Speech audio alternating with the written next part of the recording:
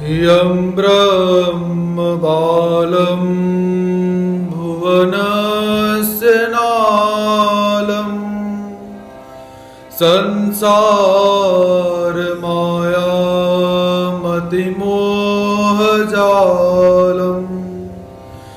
यशो विशालं शिशुपालकालं गोविन्दबालं मनसा स्मरामि गोविन्दबालं मनसा स्मरामि। श्री गोपाल कृष्ण महाराज की जय। पद्मावती चरणचारी पीतांबरधारी भक्त वांछा कल्पतरु अपने भक्तों के ऊपर अहेतुक कृपा बरसाने वाले भगवान श्री कृष्ण महाराज जी के चरणार बिंदों में प्रणिपात करते हैं। तत्पश्चात संपूर्ण गुरुकुल के प्रति नतमस्तक होकर आज के अध्ययन सत्र के अंदर प्रवेश प्राप्त करते हैं। संपूर्ण विश्व को अपने ज्ञान से प्रकाशित करने वाली श्रीमद् भगवत गीता शास्त्र का हम सब यहाँ पर अध्ययन कर रहे हैं। तो द्वितीय अध्याय के 14 श्लोक जिनका साधक बाधक तत्वों से कल हमने अध्ययन करा, तो भगवान श्री कृष्ण महाराज जी मोह के वशीभूत हुए अर्जुन को शरीर और शरीरी क्या होता है, सत्य और असत्य क्या होता है, इसके विषय में जानकारी देते देते भगवान मात्रा स्पर्श अर्थात इंद्रियों के विषय में प्रवेश प्राप्त करते हैं, ताकि अर्जुन को जो शरीर और शरीरी है, आत्मा और शरीर है, इसके विषय में अच्छी तरह से ज्ञान प्रदान किया जा सके। तो कल के सत्र के अंदर 14 नंबर श्लोक के अंदर हमने देखा कि भगवान जी अर्जुन से क्या कहते हैं कि हे अर्जुन, तान तितिक्षस्व, जो भी इंद्रियों के माध्यम से सुख और दुख तुम्हें प्राप्त होते हैं, उन सभी सुखों को और दुखों को सहन करने की क्षमता रखो। ऐसा भगवान श्री कृष्ण महाराज जी हमें और अर्जुन को बताते हैं। तो यहां पर मात्रा स्पर्शास्तु कौन्तेय शीतोष्ण सुख दुखदा आगमा पाइनो नित्यास्तान स्थिति क्षस्व भारत, कि हे अर्जुन, ये जो इंद्रियों के माध्यम से सुख और दुख प्राप्त होते हैं, इनको सहन कर। अब यहां पर विचार करें, 5 ज्ञान इंद्रियां, 5 कर्म इंद्रियां, मन बुद्धि चित्त अहंकार, अनुकूल परिस्थिति प्रतिकूल परिस्थिति, सुख एवं दुख एवं आनंद और हर्ष विषाद शोक इत्यादि को अगर देखें तो इन वस्तुओं को सत भोगता है या असत भोगता है। जो हमें हर्ष होता है, हमें विषाद होता है, हमें सुख होता है, हमें दुख होता है, हमें परिस्थिति अनुकूल दिखाई देती है, हमें परिस्थिति प्रतिकूल दिखाई देती है, तो इसका भोक्ता कौन है? तो यहां पर हम ये विचार कर सकते हैं, जो जीवात्मा है, जो आत्मा तत्व है, वो क्या है? केवल कर्मों को भोगने वाला, कर्मों को करने वाला आत्मा तत्व नहीं होता। केवल कर्मों को करने के पश्चात जो लेप लगते हैं, उन लेपों को, उन कर्मों को भोगने वाला आत्मा रहता है। और कर्म शरीर के माध्यम से किए जाते हैं, लेकिन सुख और जो दुख का हम भोगते हैं, वो आत्मा भोगती है या शरीर। यह बहुत एक सूक्ष्म विचार है। तो यहां पर यही विचार किया जा सकता है कि जो सुख और दुख का भोग है, हमारा ये जो शरीर है, ये शरीर भोगता है। क्योंकि जो ज्ञान इंद्रियां परमात्मा ने दी हुई है, कर्म इंद्रियां परमात्मा ने दी हुई है, इनका संबंध आत्मा के साथ नहीं है। इनका संबंध केवल हमारे इस शरीर के साथ है। क्योंकि यदि आत्मा के साथ हम इनका संबंध लगाएं, तो आत्मा कभी भी इनके माध्यम से अनुचित कार्य करने के लिए उद्यत नहीं होगी। क्योंकि आत्मा जानती है, सत्कर्म यदि किए जाए उसका फल मुझे भोगना पड़ेगा, असत कर्म यदि किए जाए तो उसका फल भी मुझे भोगना पड़ेगा।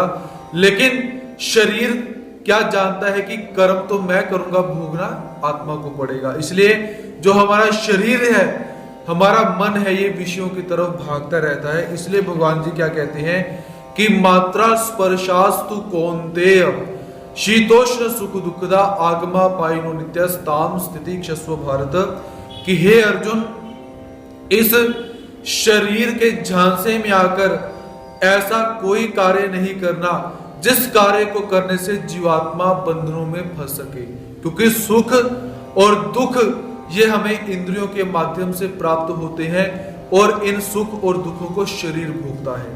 अब देखिए, जब मृत्यु हो जाती है तो मृत्यु होने के पश्चात इस शरीर के अंदर 3 घंटे तक आत्मा रहती है। तो 3 घंटे तक आत्मा रहती है, तो उन 3 घंटों के अंदर यदि शरीर को कुछ भी किया जाए तो आत्मा को कोई भोग नहीं होता, क्योंकि शरीर की जो चेतना है वो धीरे धीरे शरीर में से निकाली जा रही है, समाप्त की जा रही है। तो हम ये जान सकते हैं सुख और दुख भोगने का जो कार्य है वो केवल शरीर का ही रहता है। लेकिन दूसरा सिद्धांत अगर हम देखें तो कहीं पर हमें ऐसा भी दिखाई देता है कि शरीर सुख नहीं भोगता, आत्मा जो शरीर के अंदर आई हुई है वो कहीं ना कहीं सुख भोग रही है। कैसे? जब जीवात्मा स्वप्न अवस्था के अंदर गया हुआ है तो उस समय क्या है कि जीवात्मा स्वप्न की अवस्था में क्या देखता है कि मैं एक हाथी के ऊपर बैठा हूं और एक सेवक मेरे पीछे चौरी देकर मुझे आनंदित कर रहा है और लोग मेरा जय जयकार कर रहे हैं। इस समय प्रत्येक इंद्रिय विश्राम की अवस्था के अंदर है, लेकिन उस समय हम ये देख सकते हैं जो मन और चित्त के कार्य हैं वो उस समय चल रहे हैं। चित्त अर्थात पूर्व स्मृति का जागृत होना। उस समय भी चित्त अपना कार्य करता है। अगर हम सो रहे हैं तो वहां पर क्या हुआ, उस चित्त के माध्यम से हमें आह्लाद उत्पन्न हो जाता है, हमें एक सुख की प्राप्ति आरंभ हो जाती है। तो यहां पर जो सुख है वो कहीं ना कहीं जीवात्मा भोग रहा है, ऐसा हम देख सकते हैं। और दूसरा, स्वप्न के अंदर ही हम कभी कभी देखते हैं कि हमें किसी हिंस्र पशु ने हमारे ऊपर आघात किया और हम मृत्यु को प्राप्त हो जाते हैं, हमें दुख का अनुभव होता है। ऐसा स्वप्न भी हम देखते हैं और उस स्वप्न के अंदर हमें दुख भी हुआ, तो वो दुख उस जीवात्मा ने भोगा है, ऐसा हम देख सकते हैं।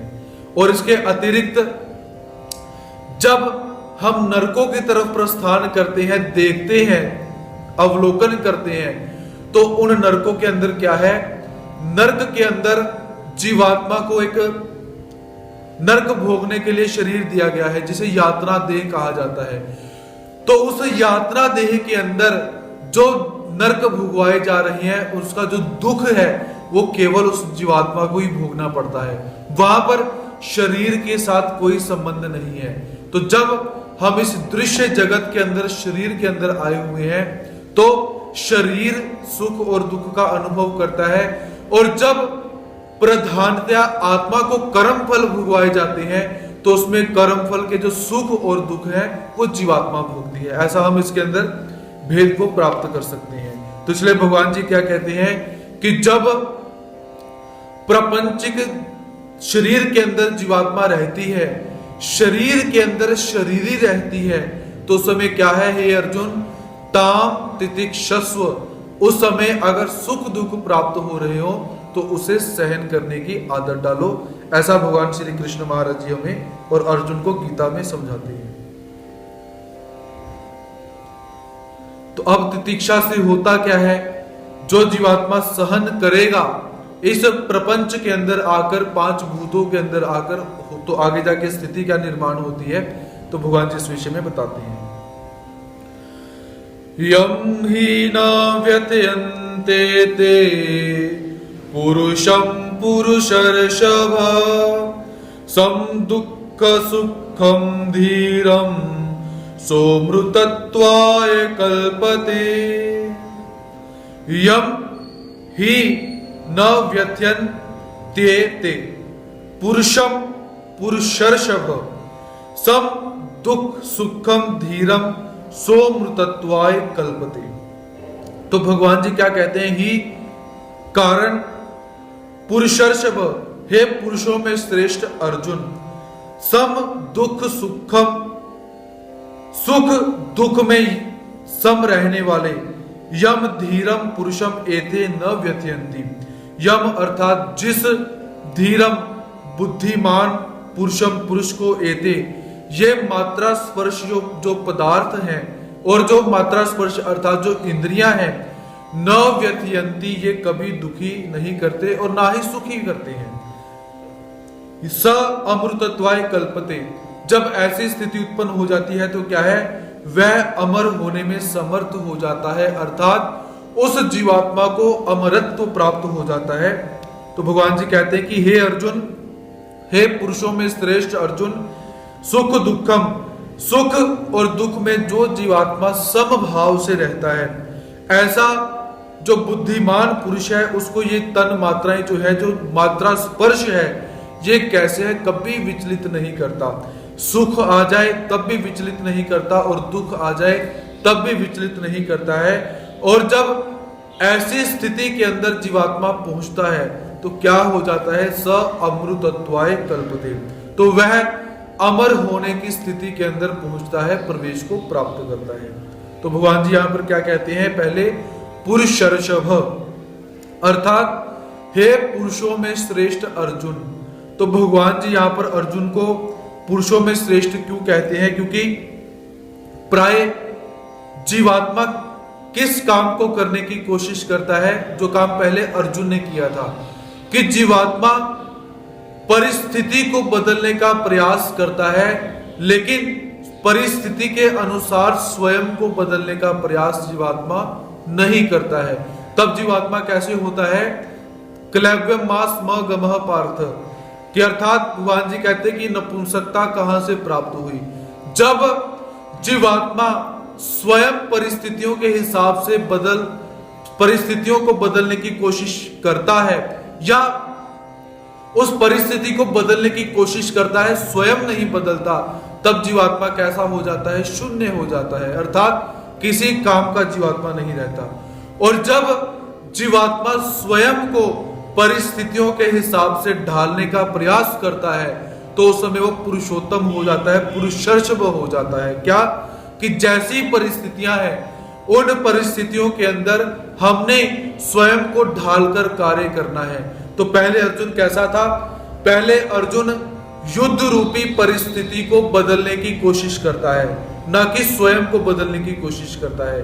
तो अब अर्जुन क्या करता है? अर्जुन युद्ध को बदलने की कोशिश नहीं कर रहा, अर्जुन स्वयं को युद्ध के अनुसार परिवर्तन करने की यहां पर कोशिश करता है कि शायद मुझे अपने कर्तव्य का पालन करना चाहिए। तो इसलिए भगवान जी क्या कहते हैं? पुरुषर्षभ, कि हे पुरुषों में श्रेष्ठ अर्जुन, सम दुखम सुखम धीरम।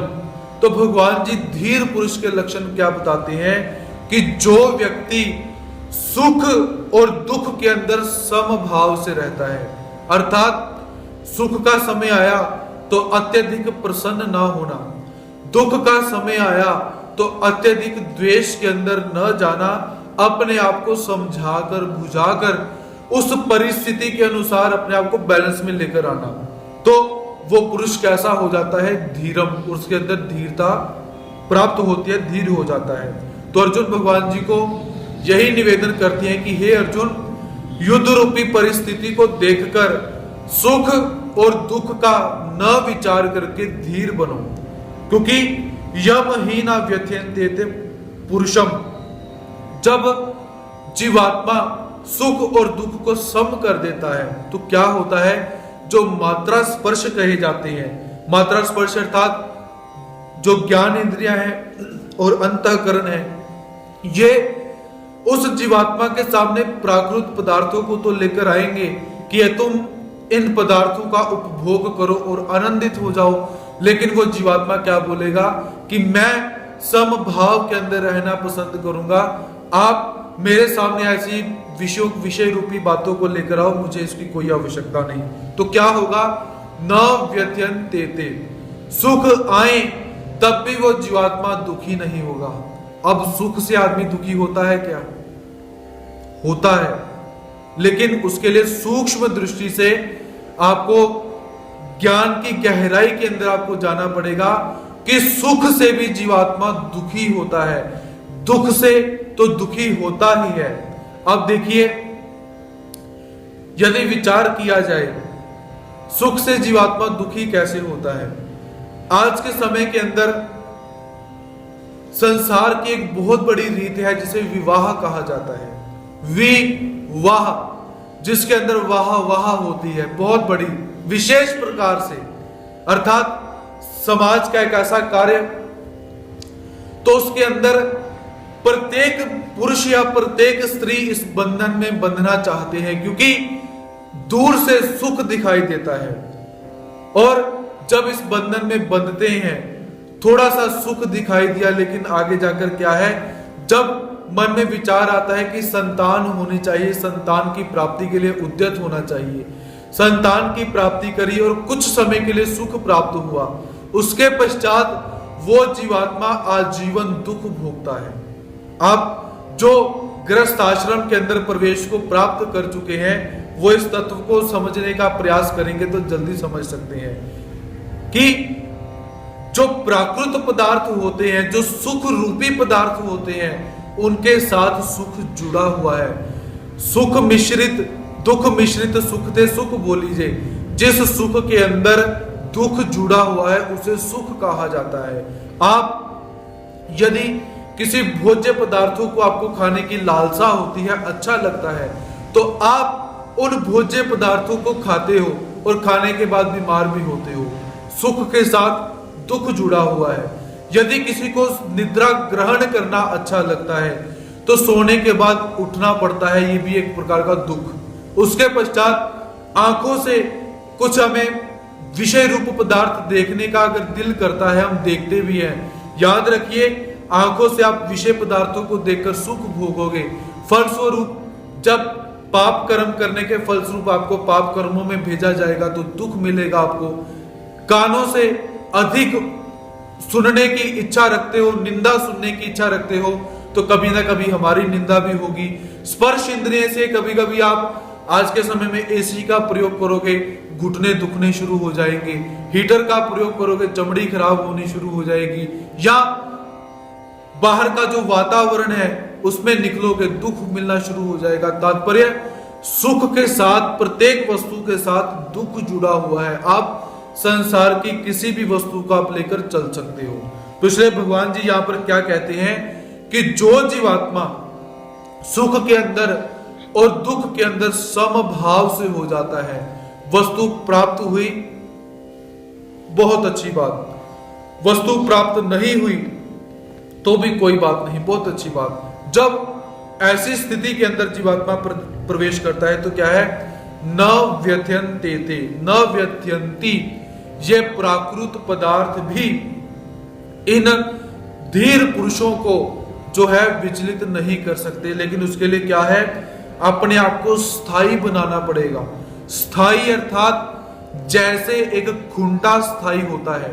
पुराने समय के अंदर जो पशु इत्यादि होते ही थे या आज के समय में भी है, उन पशुओं को बांधने के लिए खूंटा लगाया जाता था, अर्थात लकड़ी का टुकड़ा जिसे जमीन के अंदर गाड़ा हुआ है, उसके ऊपर हथौड़े से वार किया जाता है, या बारिश पड़ती है या उसको धूप पड़ती है, उसे कोई भी विचलन नहीं होता, उसके अंदर कोई भी विकार पैदा नहीं होता।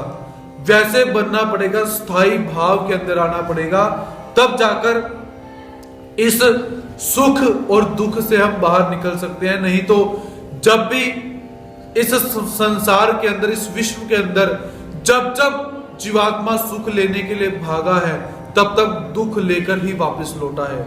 यह आज का परम सिद्धांत, आप लोग इस सिद्धांत को बहुत अच्छी तरह से जान सकते हो। यदि आज आप लोग लखपति हो तब भी आप सुखी नहीं हो। क्यों? आपको दुख क्या है कि आपके सामने जो व्यक्ति बैठा है वो करोड़पति है। ये आपको दुख और यदि आप करोड़पति हो चुके हो, आपके सामने कोई अरबपति बैठा है, आपको तब भी दुख, क्योंकि आपके सामने ऐसा व्यक्ति बैठा हुआ है। या ये भी छोड़िए, कुछ व्यक्ति अमीर तो बहुत हो चुके हैं लेकिन उनके अंदर सात्विक भाव नहीं है, उनकी प्रशंसा नहीं होती। सामने में एक गरीब व्यक्ति बैठा हुआ है, उसके अंदर सात्विक भाव है, वो एक संत है, उसकी चर्चा अधिक होती है। ये दुख अर्थात प्रत्येक वस्तु के साथ दुख जुड़ा हुआ है, वही विद्वान है और वही धीर पुरुष है जो अपने आप को समभाव में रखने का प्रयास करता है कि सुख हो या दुख हो, हम धीर हैं, उसके अंदर हमने धैर्य को समाप्त नहीं करना है। तो ऐसा भगवान जी यहाँ पर अर्जुन को बताते हैं। और जो जीवात्मा अपने आप को ऐसा स्थानों से युक्त, अचल और धीर बना लेता है तो उसे क्या प्राप्त होता है? सो अमृतत्वाय कल्पते, अर्थात वह व्यक्ति इस संसार के अंदर अमरता को प्राप्त कर लेता है, अमर हो जाता है। भगवान जी क्या कहते हैं कि वो जीवात्मा कैसा है? अमर। अमरता का मतलब कि जिस जीवात्मा के जीवन में सुख दुख नाम की चीज ही नहीं है। आप लोगों ने देखा होगा ऐसे बहुत सारे सन्यासी हैं जो अपना एक थैला उठाते हैं, एक धोती और उपरना लिया हुआ है और चलते रहते हैं। ना उन्हें खाने की चिंता, ना उन्हें नहाने की चिंता, ना उन्हें किसी से कुछ लेने की चिंता, ना उन्हें कुछ देने की चिंता। और हम लोग जब उन संतों को देखते हैं तो हमें लगता है कि कैसे विक्षिप्त लोग घूम रहे हैं, कैसे पागल लोग घूम रहे हैं। लेकिन याद रखिए वो पागल नहीं है।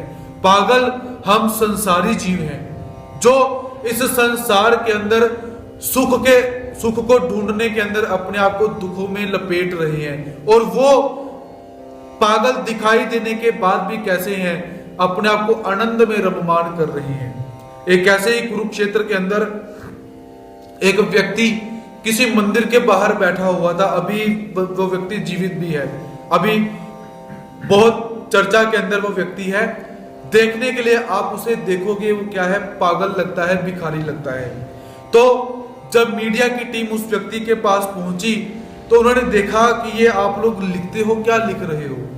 वो क्या कहता है कि मैं जो भी मुझे कुछ देकर जाता है मैं उसका नाम लिखता हूं, उसने मुझे क्या दिया मैं ये लिखता हूं, उसके पिता का नाम लिखता हूं, क्योंकि मैंने इन लोगों से जो लिया वो परमात्मा को मैंने दिखाना भी है, क्योंकि परमात्मा ने उसका फल उस व्यक्ति को देना है। जब उस पागल व्यक्ति ने ऐसी बात करी तो वो मीडिया कर्मी जो थे वो थोड़े से आश्चर्यचकित हुए कि क्या एक पागल ऐसी तात्विक तत्वपरक बात नहीं कर सकता है। आश्चर्यचकित हुए, आश्चर्यान्वित हुए, उसे प्रश्न करने शुरू किए। कहते बाबा आप कितने पढ़े हो? कहता मैं कुछ ज्यादा नहीं पढ़ा हूं, सिर्फ बीएससी की है, ज्यादा कुछ नहीं पढ़ा, बीएससी की। तो उन्होंने फिर प्रश्न किया ये तुम करते क्या हो? कहते मैं घर से निकला और जहां मुझे मेरा भगवान लेकर जाता रहा मैं चलता रहा, मैंने घर छोड़ा नहीं, उसने छुड़वा दिया। शब्द देखिए उस पागल व्यक्ति के। और फिर धीरे धीरे करते उसने ऐसी इंग्लिश बोलनी शुरू करी कि शायद हमें भी लगा कि हम भी नहीं बोल सकते। और बहुत सारी उसने ऐसी ऐसी चीजें बोली कि जो एक संत, जिनको आप टीवी के ऊपर आज देखते हो, ऐसे संत जो वो चीजें बोलते हैं उसे कहीं ज्यादा अच्छी चीजें वो व्यक्ति बोल रहा था। तो उस व्यक्ति को क्या है? सो अमृतत्वाय कल्पते, ऐसे व्यक्तियों ने अमर तत्व को प्राप्त कर लिया हुआ है, जिनको समाज विक्षिप्त बोलता है, पागल बोलता है। ऐसे व्यक्ति समाज में रहते हुए अमर हो चुके हैं। और भगवान जी यहाँ पर यही बोलते हैं कि हे अर्जुन, यदि अमर होना है, अमरता को प्राप्त करना है, तो इस संसार में ही रहते हुए अपने आप को समभाव के अंदर लाना पड़ेगा, तब जाकर तुम अमर हो सकते हो। नहीं तो यहां भी पल पल मरते रहोगे और बाद में मरने के बाद तो मरना है ही। ऐसा भगवान जी यहां पर बोलते हैं। और दूसरी बात, ये जो मनुष्य देह हमें प्राप्त हुआ है, क्या सुख और दुख भोगने के लिए परमात्मा ने मनुष्य देह दिया है? विचार करें कि क्या हम सुख और दुख भोगने के लिए इस संसार के अंदर आए हैं? क्योंकि हम आजीवन यही काम करते हैं, कि सुख कैसे प्राप्त होगा। सुख को प्राप्त करने के लिए हम काम करते हैं। काम क्यों करते हैं? पैसा आएगा, पैसा आएगा, भौतिक साधन आएंगे, भौतिक साधन आएंगे तो हम सुखी होंगे।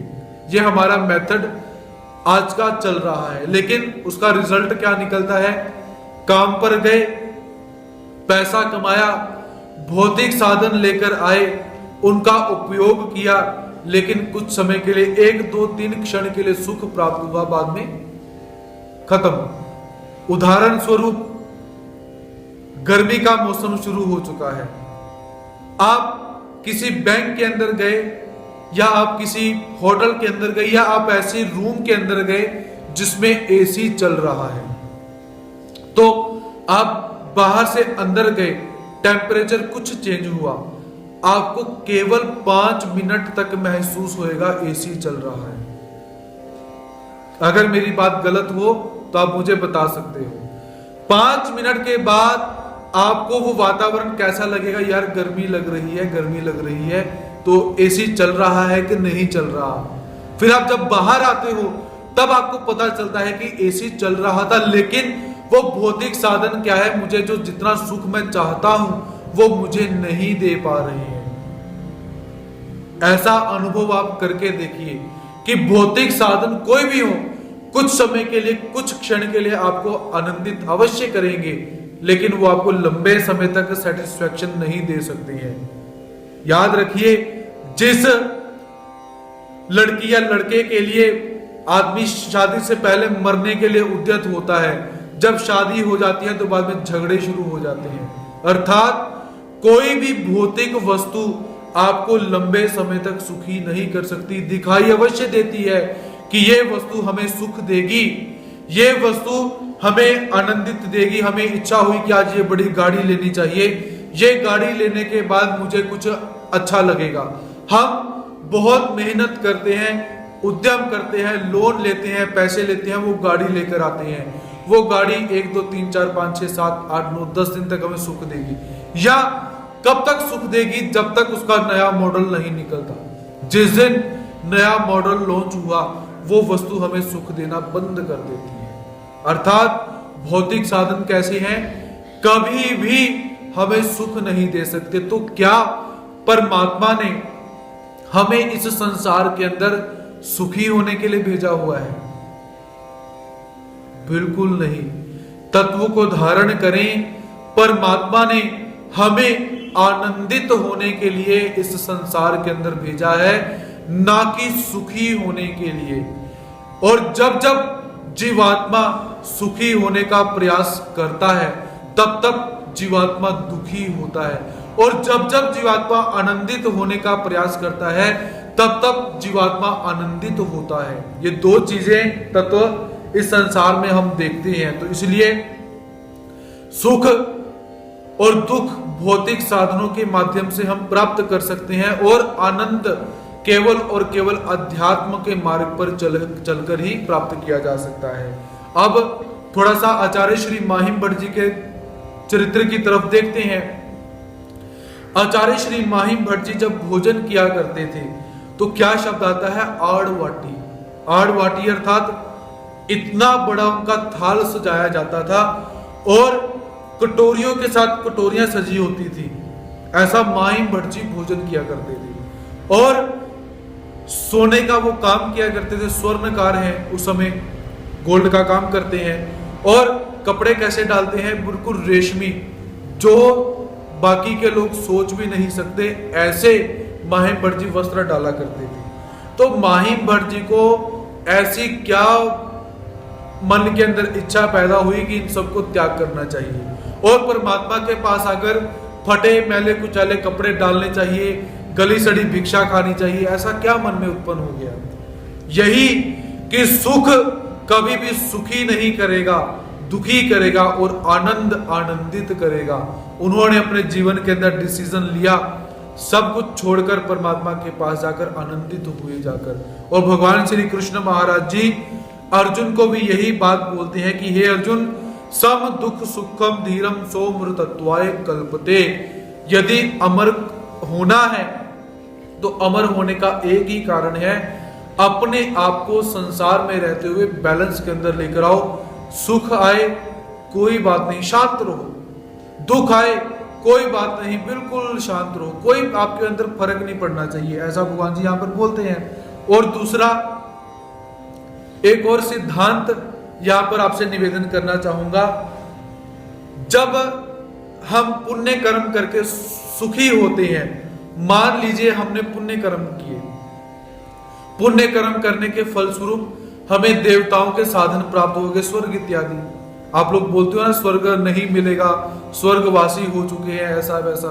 मान लीजिए पुण्य कर्म किए, पुण्य कर्म करने के पश्चात स्वर्ग मिला कुछ समय के लिए, पाप कर्म किए, पाप कर्म करने के पश्चात नरक मिले, आनंद कहां से मिला, परमात्मा कहां से मिलेंगे।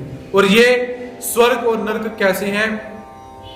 सुख और दुख का ही प्रतीक है।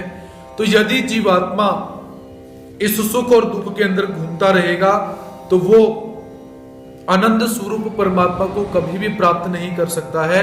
तो इसलिए भगवान जी अर्जुन को यही बोलते हैं कि हे अर्जुन, धीर बनो, धीर बनने के पश्चात जो अमरता है उस अमरता को प्राप्त करो। हम कहते हैं ना, बहुत सारे राक्षसों ने अमर होने का वरदान मांगा, देवताएं कहती अमर हो ही नहीं सकते हो। तो भगवान जी यहां पर अमर होने का फार्मूला देते हैं। अगर आप अमर होना चाहते हो, पहले आप सुख और दुख के अंदर समभाव से हो जाओगे। गतासून गतासूंश्च, जो मर गया उसके विषय में शोक नहीं करोगे, जो मरने वाला है उसके विषय में शोक नहीं करोगे।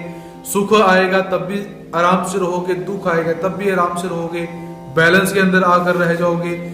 शरीर और आत्मा का विभाग आपको पता चल गया और आपने परमात्मा का स्मरण करना शुरू किया, तो उसके पश्चात क्या होगा?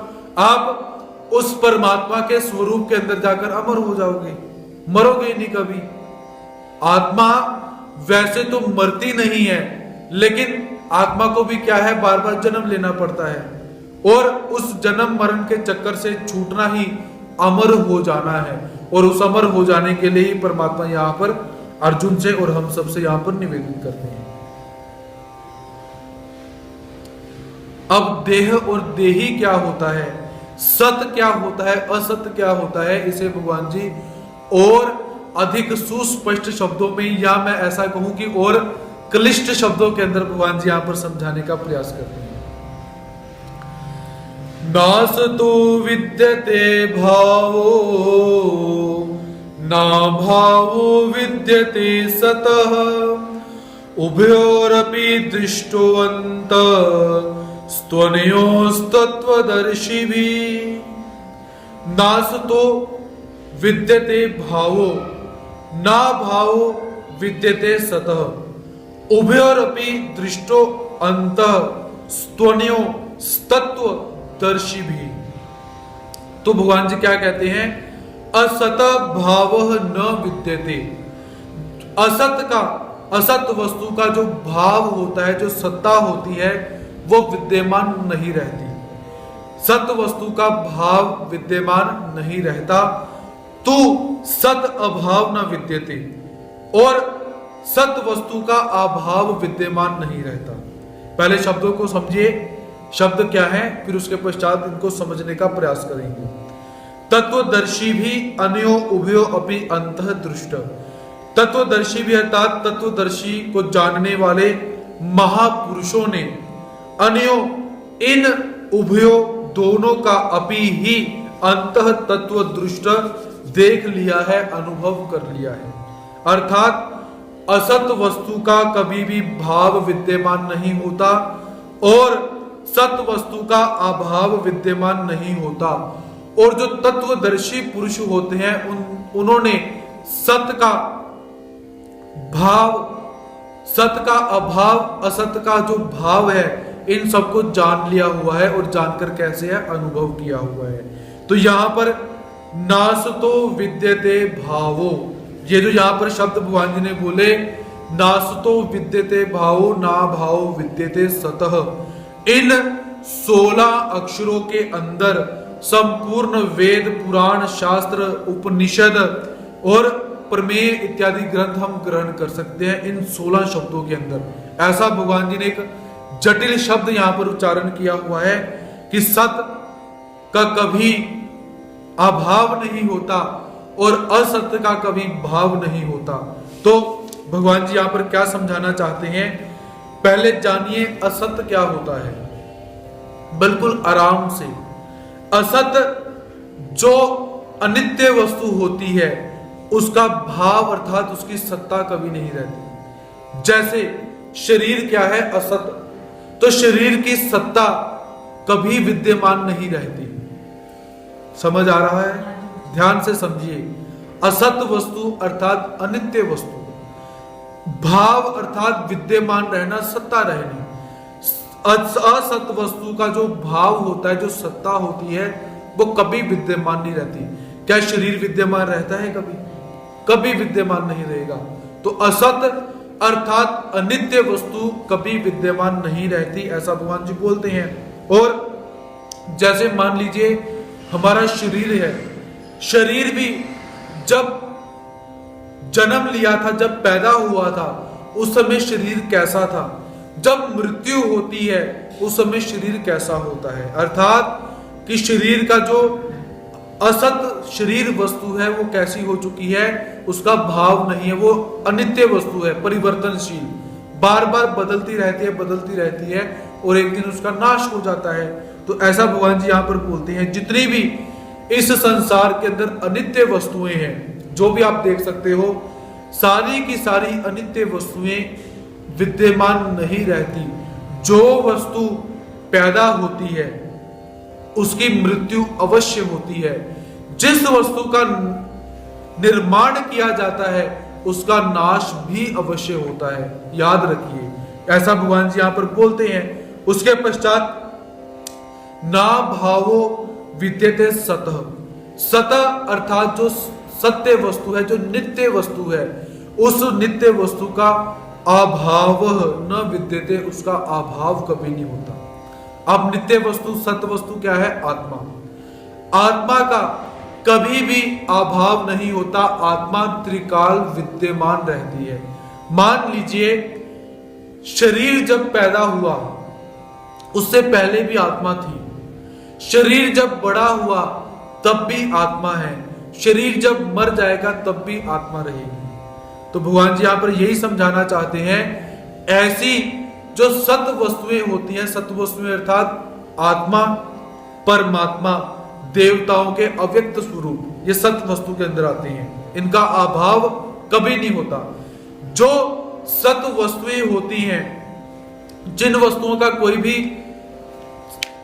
नाश कभी नहीं होता, ऐसी सत्य वस्तुएं त्रिकाल रहती हैं, इनका कभी भी नाश नहीं हो सकता। तो इसलिए हे अर्जुन, इन दोनों तत्वों को जानकर युद्ध कर। शरीर कभी भी विद्यमान नहीं रहता, मरने वाला है, और जीवात्मा जो सत्य वस्तु है वो कभी मरती नहीं है। ऐसे जानकर हे अर्जुन युद्ध कर, क्योंकि जो तत्वों को जानने वाले, तत्वदर्शी भी, तत्वों को जानने वाले तत्ववेता जो होते हैं, वो इन शब्दों को जानकर कभी भी शोक नहीं करते हैं।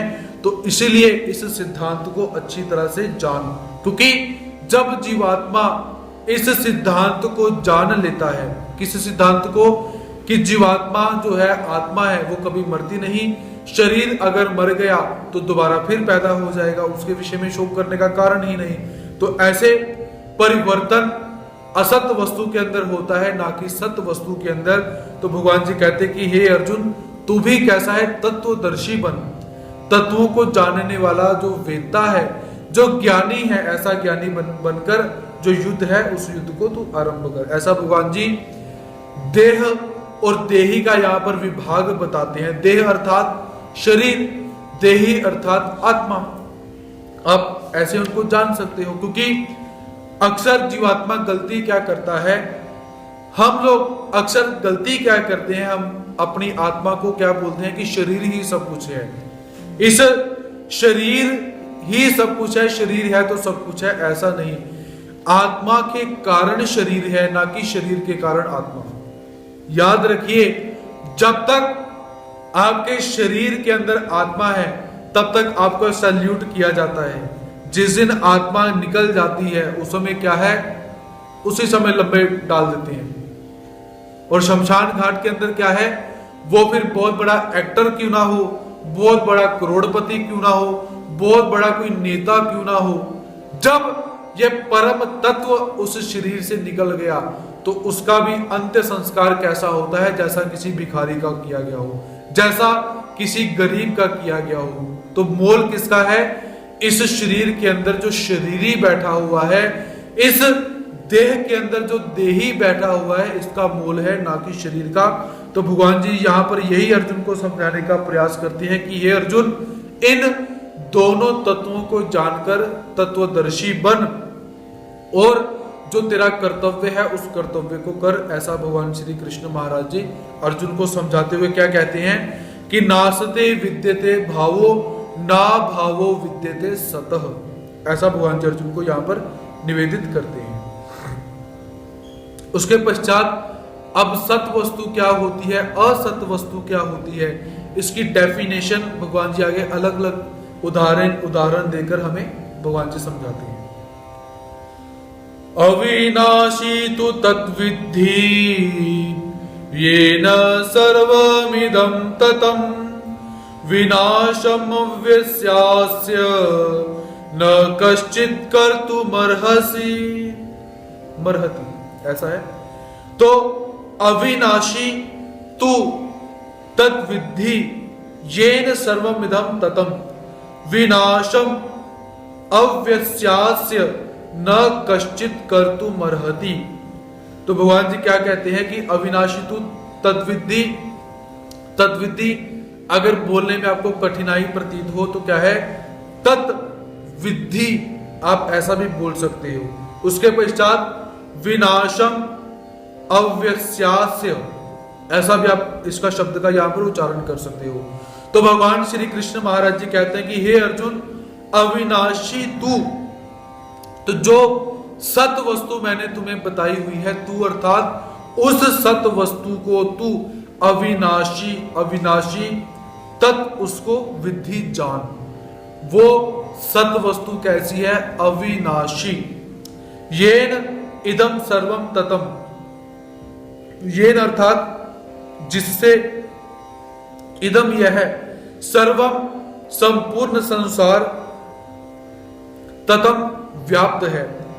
तू उस सत वस्तु को अविनाशी जान जिस सत वस्तु के कारण ये सारा का सारा संसार कैसा है, संपूर्ण हुआ है, व्याप्त हुआ पड़ा है। अस्य अव्ययस्य, इस अविनाशी का विनाश विनाश कश्चित न कर्तुम अर्हसि, कोई भी नहीं कर सकता है।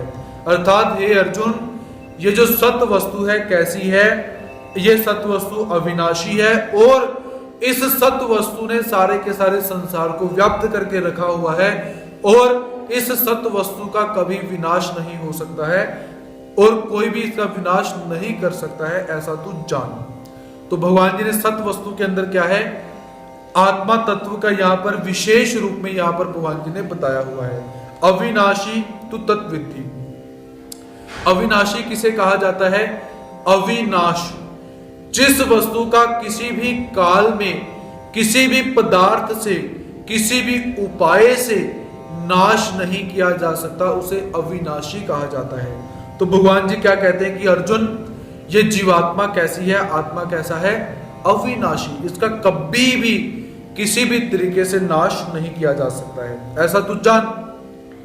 और इसी सत वस्तु ने, इसी आत्मा ने संपूर्ण समाज को, संपूर्ण विश्व को व्याप्त करके रखा हुआ है। आप देखिए, सूक्ष्म और स्थूल रूप में जीवात्माएं रहती हैं, जो बैक्टीरिया इत्यादि होते हैं, जीवाणु होते हैं, उन्हें हम सूक्ष्म देहधारी बोल सकते हैं। जो पशु, पक्षी, जलचर, मनुष्य इत्यादि हैं, इन सबको हम स्थूल रूप में ऐसा बोल सकते हैं। तो भगवान जी यहाँ पर क्या कहते हैं कि ये कैसा है, इन्होंने पूरे के पूरे समाज को व्याप्त करके रखा हुआ है। और ये कैसे है, परोक्ष। परोक्ष अर्थात सामने होने पर भी ये दिखाई नहीं देते। आज के समय के अंदर जो बैक्टीरिया इत्यादि है उन्हें जो देखने के लिए बहुत सारे यंत्र हमें प्राप्त होते हैं। तो ऐसे बहुत सारे जीवात्मा हैं जिनको यंत्र के माध्यम से देखा जा सकता है।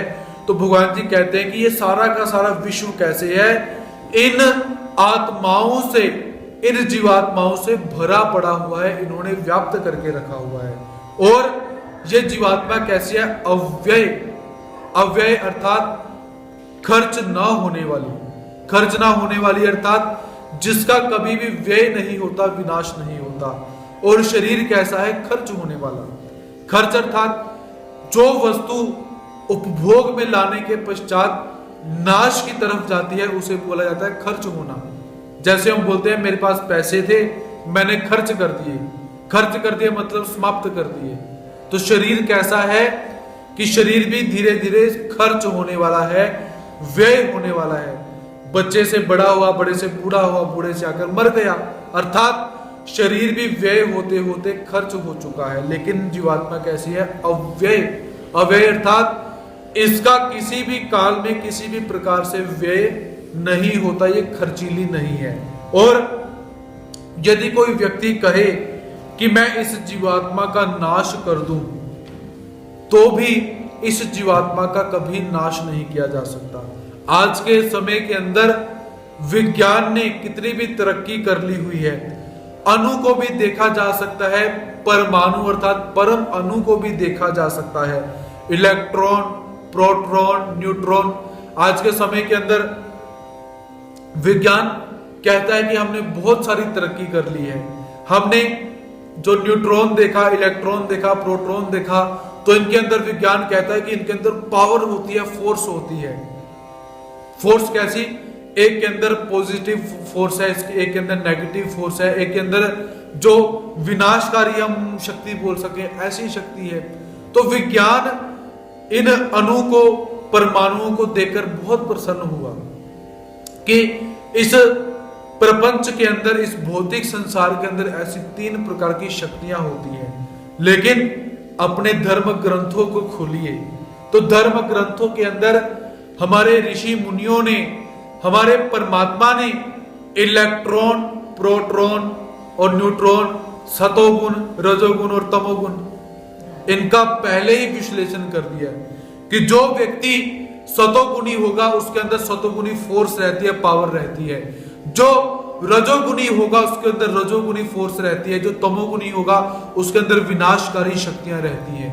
ऐसे पदार्थ भी रहते हैं, जो जड़ पदार्थ होंगे वो भी सतोगुणी हो सकते हैं, तमोगुणी हो सकते हैं, रजोगुणी हो सकते हैं। और विज्ञान इन वस्तुओं को जानकर बहुत अधिक अपने आप को मानता है कि हमने बहुत जाना, लेकिन विज्ञान ने कुछ नहीं जाना। ये बातें पहले ही हमारे धर्म ग्रंथों के अंदर सिद्ध कर दी गई है। आप इतिहास को खोलिए, अध्यात्म शास्त्र को खोलिए और खगोल शास्त्र को खोलकर इसका अध्ययन कीजिए कि कौन सी वस्तु पहले आई। आज के समय के अंदर जितने भी आप एक्सपेरिमेंट कर सकते हो आपने किए। जीवात्मा कैसा है, आत्मा तत्व कैसा है, इसका आकार क्या हो सकता है, इसकी ऊंचाई क्या है, इसकी लंबाई क्या है, इसकी थिकनेस क्या है, इसकी मोटाई क्या है, ये दिखता कैसे है, ये तो बहुत दूर की बात। आज के समय में जो एक विषाणु पनपा हुआ है वो ही कंट्रोल में नहीं आ रहा। आत्मा तत्व को तो छोड़ दीजिए, एक परमात्मा के या जो प्रकृति का एक छोटा सा जो विषाणु है या जो जीवात्मा के द्वारा ही तैयार किया हुआ ऐसा एक घटक है, जो घटक सारा का सारा संसार उस घटक को जानने के विषय में, उसे कंट्रोल करने के विषय में लगा हुआ है, लेकिन नहीं जान पा रहे हैं। क्योंकि कुछ वस्तुएं कैसी हैं, परमात्मा के अधीन रहती हैं, कुछ वस्तुएं अध्यात्म के अधीन रहती हैं, और जो वस्तु अध्यात्म के अधीन होती है उन्हें भौतिकता के साधन से, माध्यम से उनके ऊपर विजय प्राप्त नहीं की जा सकती। आप लोगों को बहुत सारे संतों के संदेश प्राप्त हुए होंगे कि आज के समय को अगर आपने सकारात्मक बनाना है, पुनः उसी गति के अंदर अपने समाज को, अपने देश को लेकर जाना है, तो परमात्मा का ध्यान करो, परमात्मा का स्मरण करो, परमात्मा को याद करो, भजन करो, पूजन करो। और कुछ भौतिकवादी क्या है, इसे मजाक के अंदर लेकर जाते हैं, क्योंकि भौतिक जो है वो कहते हैं कि परमात्मा होते ही नहीं है। लेकिन आज के समय में क्या है, सबको परमात्मा याद आ चुका है कि परमात्मा नामक कोई वस्तु है, क्योंकि एक छोटे से बैक्टीरिया को कंट्रोल नहीं किया जा सकता, तो परम तत्व जो आत्मा है उस आत्मा को कैसे कंट्रोल किया जा सकता है, अर्थात कभी नहीं किया जा सकता। तो भगवान जी क्या कहते हैं कि कोई अगर बोले कि कश्चित न कर्तुम अर्हसि, कोई अगर बोले कि मैं इस आत्मा को मार दूं, क्योंकि जो राग द्वेष इत्यादि हैं वो शरीर के साथ लगे हुए हैं। शरीर को आप मार सकते हो, शरीर मर सकता है, लेकिन आत्मा कभी नहीं मर सकती, ना ही उसको मारा जा सकता है। तो इसलिए परमात्मा यहां पर एक बहुत सूक्ष्म तत्व यहां पर बता रही है कि मैं कौन हूं। सबसे पहला प्रश्न जब हम अध्यात्म मार्ग पर जब करते हैं, उसमें से सबसे पहला प्रश्न हमें यही मिलता है कि मैं कौन हूं। क्या आपको जब प्रश्न किया जाए तो आप क्या बोलोगे कि मेरा नाम सागर मुनि है, मैं सागर मुनि हूं? आप गलत हो जाओगे। आप बोलोगे, आपके जो भी नाम है, आप नाम लेकर बोलोगे मैं ये हूं, आप गलत हो जाओगे। क्योंकि जब आपका जन्म हुआ था उस समय आपका ये नाम नहीं था, लेकिन तब भी आप थे, आपका शरीर था। और जब आपका शरीर मर जाएगा तो मरने के बाद आपका नाम लेकर पुकारा नहीं जाता, सारी जिंदगी आपको उस नाम से पुकारा जाता है। लेकिन जब आप कोई व्यक्ति मर जाता है तो उसका नाम उसी समय भूल कर क्या है, बॉडी, नाम में परिवर्तन हो जाता है। तो मैं सागर मुनि हूं, ये मिथ्या है, आप भ्रम के अंदर जी रहे हो। तो एक बार क्या हुआ, एक हमारे भक्तों के अंदर बहुत बड़े भक्त हुए जिन्हें परमात्मा प्रतिदिन दर्शन दिया करते थे। ऐसे हमें बहुत सारे चरित्र मिलते हैं। तो परमात्मा ईश्वर उनसे बहुत प्रसन्न है, उनके साथ खेलते हैं, आकर बैठते हैं। तो एक आदमी कलकत्ता में वो निवास करते हैं, कलकत्ता में गए और जाकर कहा कि स्वामी आपकी बहुत प्रसिद्धि मैंने सुनी कि आपके साथ परमात्मा आकर खेल क्रीड़ा करते हैं, आपसे खेलते हैं, तो मैं भी परमात्मा से मिलना चाहता हूं, परमात्मा को देखना चाहता हूं। कौन परमात्मा से नहीं मिलना चाहता, सब मिलना चाहते हैं। वो भी मिलना चाहता था, हम भी मिलना चाहते हैं। तो उसने परमात्मा को कहा कि परमात्मा मुझे कोई साधन दे। वो साधन संत मिले, संत के पास जाकर निवेदन करता है कि जब भी परमात्मा आपके साथ मिलने के लिए आए, आपके साथ खेलने के लिए आए, तो परमात्मा को बोलना कि आपका वो भक्त आपको याद करता है, आप उसको भी दर्शन दो। तो संत ने कहा कि बिल्कुल ठीक है, तुम अपना पता मुझे लिखवा जाओ, जब भगवान आएंगे मैं उन्हें भेज दूंगा। उसने कागज लिया, पेन लिया और अपने मकान का पता लिखकर दे दिया कि फलाना फलाना मेरा नाम, फलानी फलानी गली, फलाना फलाना मकान नंबर, और ये शहर, ये मोहल्ला। पिन कोड उसने नहीं लिखा क्योंकि भगवान जी ने स्वयं माना है। तो ऐसा पता जब लिखा, तो पता लिखकर जब उस संत को दिया कि ये मेरा पता है, तो संत कहते अरे भले प्राणी, ये तेरे शरीर का पता है, तू अपना पता बता, क्योंकि परमात्मा तेरे से मिलने के लिए आने वाले हैं। ये तेरे मकान का पता है, तू अपना पता बता। वो व्यक्ति थोड़ा सा विचार करता है कि शायद कोई और पता चाहती है, उसने अपनी दुकान का पता लिखना चाहा, लिखा, संत को दिया। संत ने फिर कहा भले मानस, ये तेरी दुकान का पता है, तू अपना पता बता, तू कहां पे है। मकान का पता भी हुआ, दुकान का पता भी हुआ, लेकिन उस गूढ़ तत्व को वो व्यक्ति था पहचान नहीं पाया कि वो संत क्या चाहते हैं, अपना पता दे। और जब कोई व्यक्ति आपसे पूछेगा कि अपना पता बताओ, तो क्या बोलोगे? घर में रहते हो, वो घर का पता हो चुका है, वो घर आपके घर का पता है, अर्थात ये शरीर क्या है, हमारा घर। जैसे हम घर में रहते हैं वैसे ही हमारा जो आत्मा है, हमारी आत्मा है, वो इस शरीर रूपी घर में निवास करती है। तो हमारा पता क्या हुआ? हमारा पता ये शरीर है। ये शरीर भी कैसा है? घर है। जैसे हम घर में रहते हैं वैसे ही इस घर के अंदर आत्मा निवास करती है। हम कोई मालिक नहीं है, हमारा मालिक इस शरीर के अंदर बैठा हुआ है, जो हमें कभी कभी हुक्म देता है ऐसा करना चाहिए कि वैसा करना चाहिए। तो इसीलिए भगवान श्री कृष्ण महाराज जी इस आत्मा को समझाते हुए क्या कहते हैं कि ये आत्मा बहुत सूक्ष्म तत्व है, कि अब तक हम कितने वर्षों से इस आत्मा के साथ निवास कर रहे हैं, क्या हम इसे आज तक जान पाए हैं?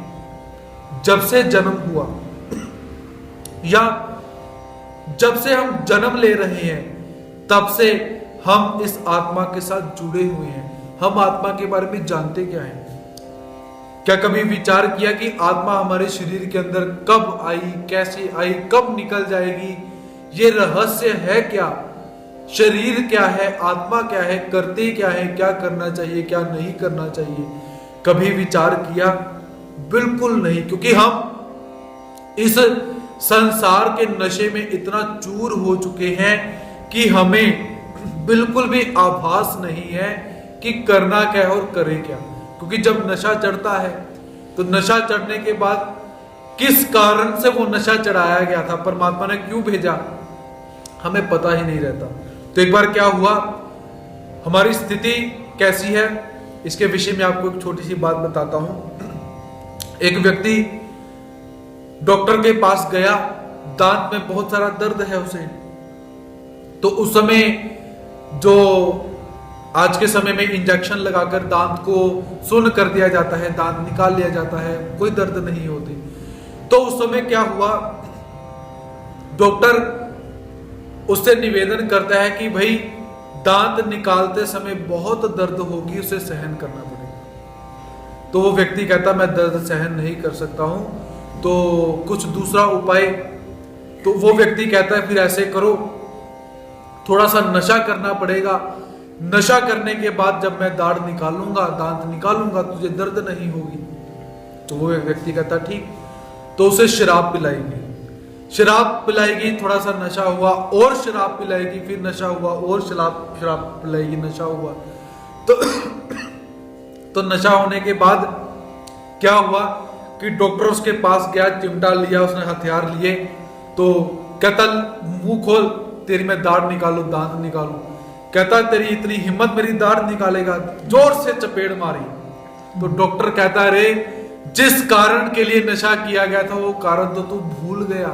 अर्थात वही नशा हम सब जीवात्माओं को भी हुआ पड़ा है इस संसार का, कि परमात्मा ने किस लिए भेजा, किस कारण से ये संसार के जो ब्रह्मांड है इसके अंदर हमें भेजा, और हम क्या करने के लिए उद्यत होते हैं। इसीलिए परमात्मा आज अर्जुन को और हमें समझाने का प्रयास करते हैं कि इस आत्मा को समझो, क्योंकि जीवात्मा क्या है, इस संपूर्ण सृष्टि का नायक, जिसे हम हीरो बोलते हैं ना, ये आत्मा हीरो है। क्योंकि इस आत्मा को बंधन से मुक्त करने के लिए ही परमात्मा ने ये संसार रूपी जो पिक्चर है, ये पिक्चर भगवान जी ने चलाई हुई है।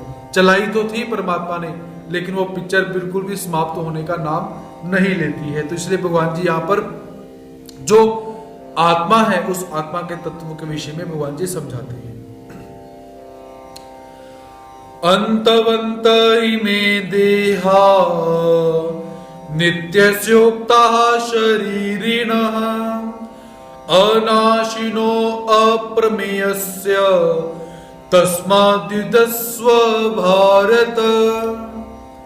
अंतवंत इमे देहा नित्यस्योक्ताः शरीरिणः अनाशिनो अप्रमेयस्य तस्माद्युद्धस्व भारत। तो भगवान जी क्या कहते हैं कि हे अर्जुन, अविनाशी ये जीवात्मा कैसी है? अविनाशी। अप्रमेय से, अप्रमेय कहते हैं जानने के योग्य जो न हो, जिसको जाना न जा सके। नित्यस्य, और कैसी है, नित्य रहने वाली। शरीरिणः, इस शरीर के, इमे देहा, ये देह अंतःवंत, अंत वाले कहे गए हैं। तस्मात् भारत युद्धस्व, इसलिए हे अर्जुन तू युद्ध कर।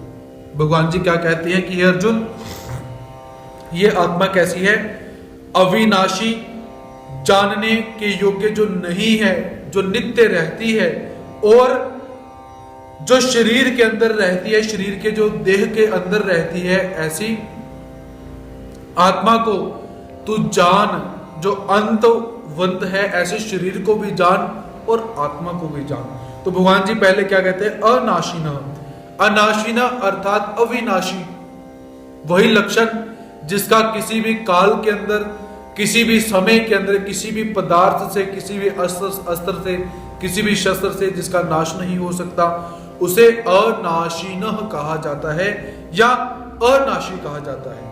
उसके पश्चात अप्रमेयस्य, अप्रमेयस्य अर्थात प्रमा। हमारे तर्क संग्रह के अंदर प्रमा, प्रमाण, प्रत्यक्ष, अनुभव, अनुमान इत्यादि बहुत सारे तत्व हमें मिलते हैं, जिसके माध्यम से हमें वस्तु का ज्ञान होता है। अर्थात प्रमा का भी जो विषय नहीं है, जिस आत्मा को ना तो इंद्रियों के माध्यम से जाना जा सकता है, ना ही अंतःकरण के माध्यम से जाना जा सकता है। हम कहें कि हम आंखों के माध्यम से जीवात्मा को जान सकें, क्योंकि आंखें देखने का ज्ञान करवाती हैं, हम नहीं जान सकते। ना ही कानों के माध्यम से जान सकते हैं, ना ही नाक के माध्यम से जान सकते हैं, ना मुख के माध्यम से जान सकते हैं, और ना ही कर्म इंद्रियों के माध्यम से जान सकते हैं, और ना ही जो मन बुद्धि चित्त अहंकार है उनके माध्यम से जान सकते हैं, और ना ही शब्दों के माध्यम से हम इस जीवात्मा को जान सकते हैं। अर्थात ये कैसे है, ये बहुत दूर का विषय है आत्मा। इसके ऊपर आप कोई भी रिसर्च करो, वो लिखने वाली रिसर्च हो या वो प्रैक्टिकल की रिसर्च हो या वो थ्योरिकल रिसर्च हो, आप तब भी इस आत्मा को नहीं समझा सकते। आप कुछ भी बोलते रहो, ये अविनाशी है, ये मरता नहीं है, ये जन्म नहीं लेता, कुछ भी बोलो, आप किसी भी प्रकार से आत्मा को नहीं समझा सकते हो। फिर हम आत्मा को कैसे समझें? अगर जो बुद्धि का विषय नहीं है, जो मन के विषय की बहुत दूर की बात है, जो चित्त के मर्यादा के अंदर वस्तु आती ही नहीं है, और बुद्धि से भी परे की जो बातें हैं उन्हें कैसे समझा जाए, उसका सिर्फ और सिर्फ एक ही हमें कारण प्राप्त होता है। वो पहला कारण है शास्त्र, और वो शास्त्र जब गुरु मुख से प्राप्त होता है श्रद्धा पूर्वक, तब हम इस तत्व को जान सकते हैं। क्योंकि ये तत्व कैसे हैं, श्रद्धा का विषय है, और श्रद्धा को आप किसी भी तराजू के अंदर तोल नहीं सकते हो, ना आप उसे किलो के अंदर माप सकते हो, ना आप उसे लीटर के अंदर माप सकते हो, ना उसे आप ठोस पदार्थ के अंदर माप सकते हो, ना आप उसे जो द्रव्य गैसें होती हैं उनके माप से आप मापित कर सकते हो, जो श्रद्धा का विषय होता है। तो आत्मा तत्व कैसे है, आरंभ में श्रद्धा का विषय है और बाद में अनुभव का विषय बनती है। स्टार्टिंग श्रद्धा के विषय से करते करते आपको धीरे धीरे क्या है, अनुभव आना शुरू हो जाता है। जैसे हमने शब्द ज्ञान और अप्रोक्ष ज्ञान के विषय में पढ़ा था कि शब्द ज्ञानी को शब्दों का ज्ञान होता है, फिर उसे वो सारे के सारे वस्तुएं अप्रोक्ष ज्ञान के अंदर दिखनी शुरू हो जाती हैं। तो भगवान जी यहां पर यही बोलते हैं कि अर्जुन, ये जो आत्मा है इसे तुम शब्दों के माध्यम से नहीं जान सकते हो, लेकिन जब गुरु मुख से तुम्हें शास्त्र प्राप्त होगा श्रद्धा पूर्वक, तब जाकर तुम इन तत्वों को धीरे धीरे सुनने का प्रयास करोगे। और जब बार बार इन तत्वों को तुम सुनोगे, तो क्या होगा, तुम्हें अनुभव में आना शुरू हो जाएगा। और आत्मा कैसी है? नित्यत्व, नित्यस्य, नित्यस्य अर्थात जो नित्य रहती है। जीवात्मा मनुष्य के शरीर में आ जाए तब भी वो नित्य रहती है, पशु के शरीर में चले जाए तब भी वो नित्य रहती है। जो पेड़ इत्यादि हैं उनके अंदर संपादकत्व कर दिया जाए तब भी नित्य रहती है, या किसी अणु के अंदर जीवात्मा का संपादकत्व कर दिया जाए तब भी वो नित्य रहती है। जीवात्मा को हाथी के अंदर उसका प्रणव कर दिया जाए तब भी वो नित्य रहेगी। किसी भी योनि के अंदर आप आत्मा को डाल दीजिए, आत्मा का प्रवेश हो जाए, आत्मा नित्य रहेगी। और किसी भी योनि को आप समाप्त कर दो तब भी आत्मा कैसी है? नित्य रहेगी। और शरीर कैसा है? अंतवंत इमे देहा उक्तः शरीरिना।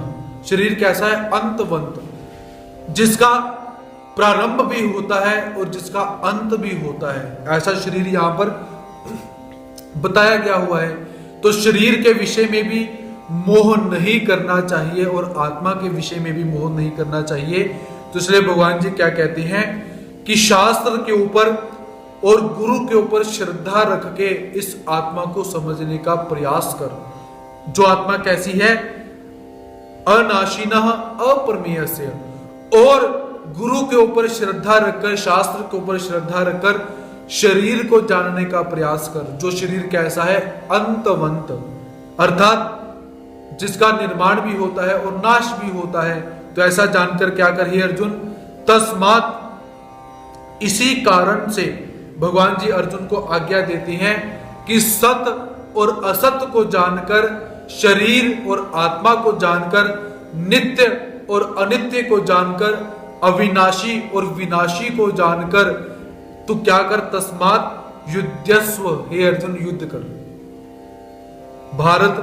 भरत कुल में पैदा हुआ, तो यहां पर भगवान जी अर्जुन को युद्ध करने के लिए कहते हैं। मतलब कि हे अर्जुन, युद्ध रूपी जो कर्तव्य तेरे सामने खड़ा हुआ है, ऐसे युद्ध रूपी कर्तव्य को कर, ना कि युद्ध कर। ऐसा अर्थ आप सबने यहां पर अपेक्षित करना है, लगाना है। क्योंकि परमात्मा कैसे हैं? परमात्मा के एक स्वरूप हम ये भी देखते हैं, का तो दुखदानी नवहे। परमात्मा दुखदानी कभी नहीं होते हैं। किसी भी जीवात्मा को परमात्मा कभी दुख नहीं देते हैं, ऐसा हमारा अटल सिद्धांत है। तो यदि परमात्मा अर्जुन को बोलेंगे कि अर्जुन कर्तव्य को छोड़कर तू युद्ध कर, इनको मार दे, तो क्या होगा इसमें कि परमात्मा उन्हें दुख देना चाहते हैं। और जब परमात्मा कहेंगे कि अर्जुन युद्ध रूपी कर्तव्य को तू कर, तब परमात्मा ने क्या किया है? उनको मारने का आदेश नहीं दिया। वो तो कर्तव्य स्वरूप काम करना ही पड़ेगा, कर्तव्य स्वरूप भोजन बनाना ही पड़ेगा, उसके अंदर हिंसा तो होनी ही है, वो उसके अंतर्भूत ऐसा रहता है। तो इसलिए भगवान जी अर्जुन को यहां पर शोक नहीं करना चाहिए। गीता का जो 11वें अध्याय का श्लोक है उसी का विस्तार अभी तक यहां पर चल रहा है। गतासुन अगतासुंश धीर पंडित सत असत देह देही शरीर शरीरी, ये सारा का सारा शरीर और आत्मा का यहाँ पर विस्तार भगवान जी अर्जुन को बताते हुए क्या कहते हैं कि हे अर्जुन, ऐसे तत्वदर्शी भी, तत्वों को जानने वाले जो होते हैं, ऐसे बन और ऐसे बनकर शरीर और शरीरी के विभाग को जानकर अपने कर्तव्य को करने के लिए उद्यत हो जा। ऐसा भगवान श्री कृष्ण महाराज जी अर्जुन से यहाँ पर निवेदन करते हैं। तो आज की समय सीमा यहाँ पर समाप्त होती है।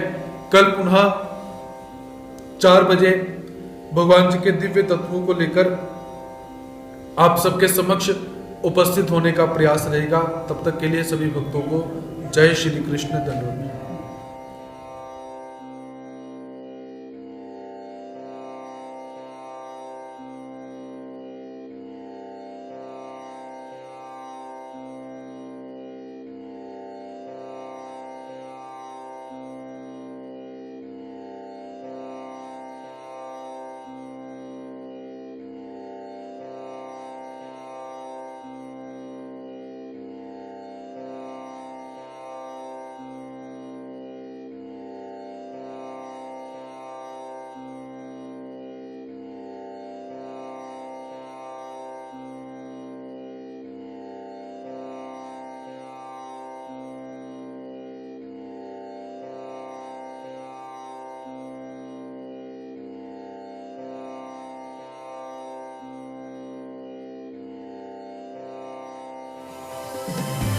हैं।